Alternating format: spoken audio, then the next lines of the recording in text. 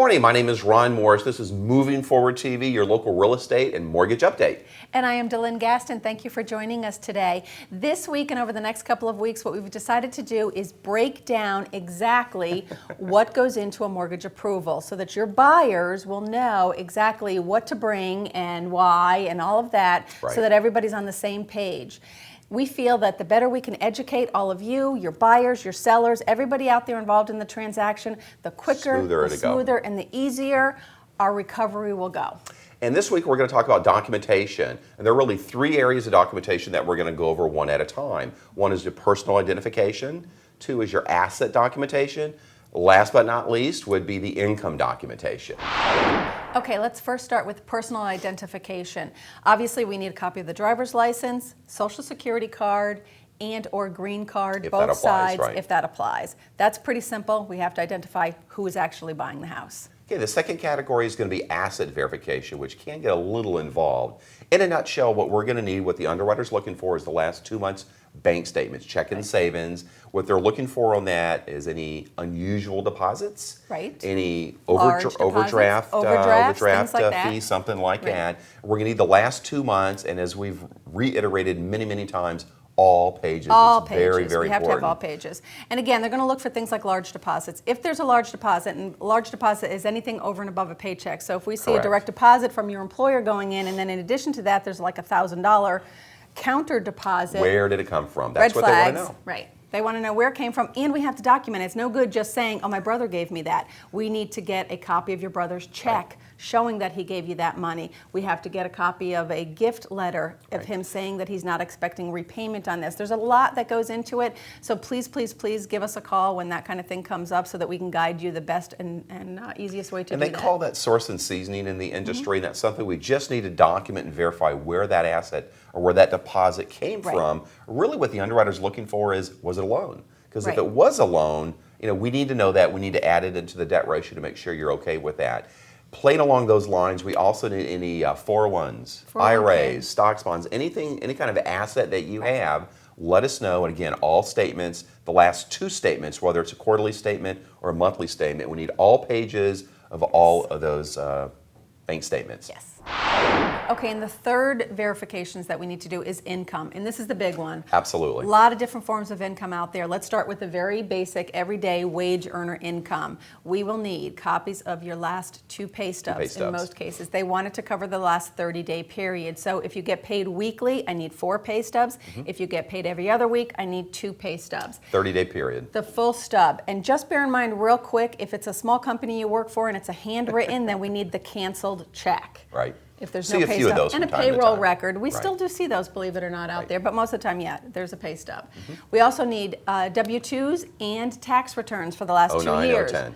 Right now, 9 and 10 is what we're getting. Full copies, all pages of the tax return as well. They have to see deductions and things like that if you're writing off any business expenses that perhaps you have. So we need all pages of the tax returns as well as the W-2s. And just a quick note on the pay stubs as well. One thing that the underwriter's looking at, and sometimes the consumer just forgets about it, and understandably so, is there a 401k deduction, some kind of loan repayment that's on that pay stub that's not going to show the credit report. We won't know about it. Right. When we say 401k, contributing to your 401k is fine.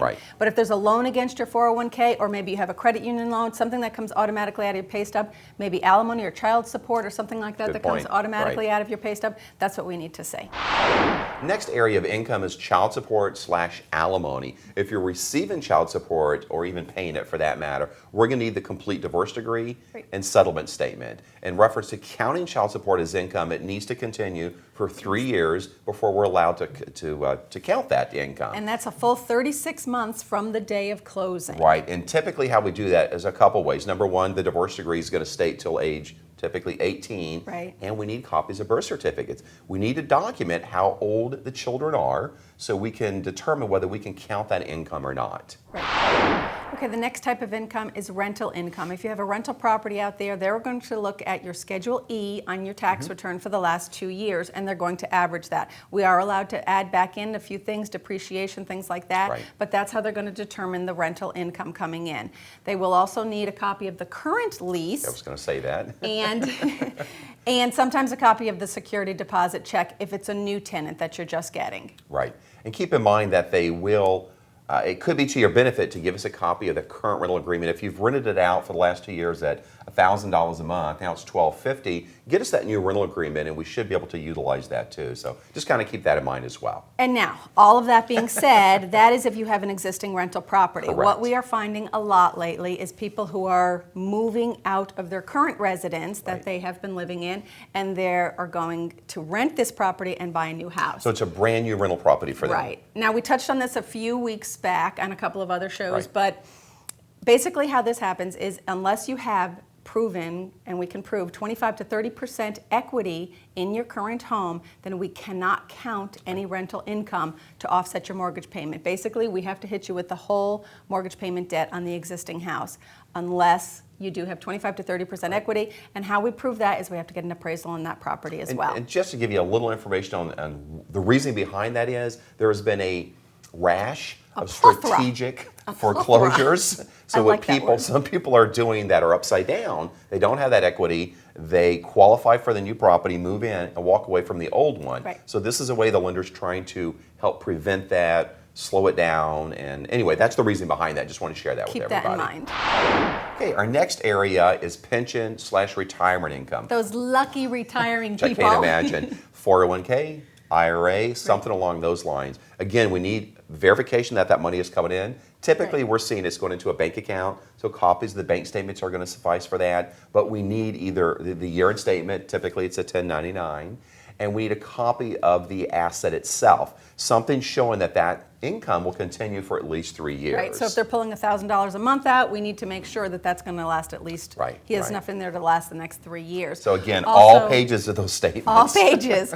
And also, retirement, if someone has a pension award letter, if they retired from, right. you know, whatever, and they have a pension award letter, we'll need a copy of their pension award letter and a copy of their 1099. They'll get a year-end statement on that as well.